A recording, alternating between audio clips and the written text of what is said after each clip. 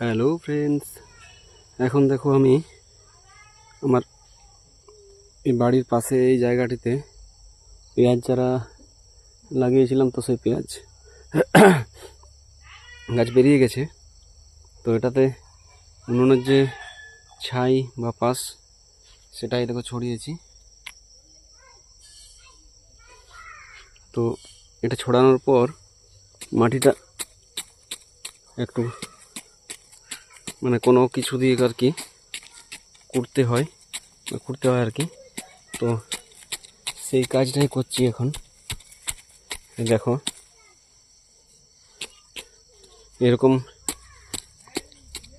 এরকম না করলে পেঁয়াজ গাছের গোড়াটা আলগা হয় না, আর সেই জন্য পেঁয়াজ ঠিক মতো হয় না। তো যাই হোক,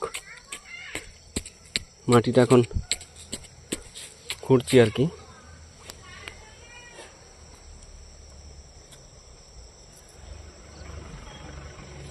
আর এরকম না করলে হবেও না আর কি, যেহেতু পাশে জায়গা আছে সেই জন্য লাগিয়ে দিয়েছি। আর এই হচ্ছে পালং শাক ঠিক মতো বেরোয়নি, খুব হালকা বেরিয়েছে। আসলে ওগুলো সহজে বেরোতে চায় না।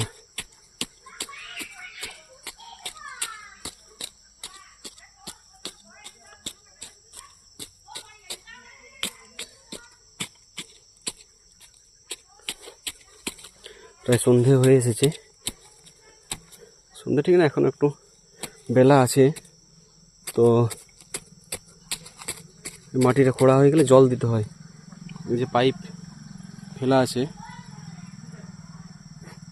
ট্যাপে লাগিয়ে পুরো চারদিকে জল দিতে হবে।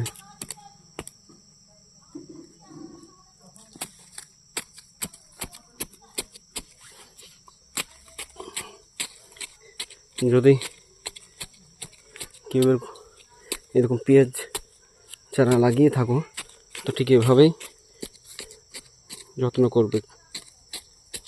গোবর সার দেওয়া তো একান্ত দরকার, কিন্তু গোবর সার সহজে পাওয়া যায় না, যেহেতু ঘরে গায়ে বাছুর কিছু নেই আর কি।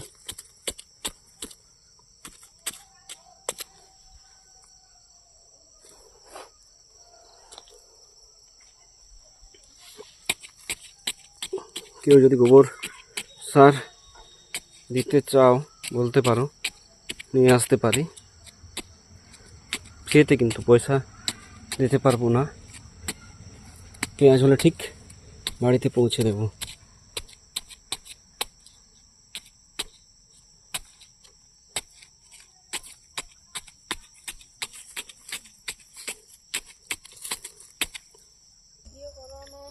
পেঁয়াজ কুড়া আমি এখন পেঁয়াজ কুড়া না, পেঁয়াজের মাটি কুড়া এখন পুরো কমপ্লিট। এই দেখো পুরো কমপ্লিট। এবারে তারা এটাতে জল দেবো। জল না দিলে মাটির রসটা খুব শুকিয়ে গেছে, গোড়ায় জলের দরকার আছে। এ দেখো পেঁয়াজ বাড়িতে জল পাওয়ানো হচ্ছে। পেঁয়াজের গোড়াগুলো কুড়ার পর জল দিতে হয়, সেজন্য দেখো জল দিচ্ছি। সন্ধ্যা হয়ে গেছে, খুব ভালো করে দেখা যাচ্ছে না। ঠিক আছে, আজ এই পর্যন্তই।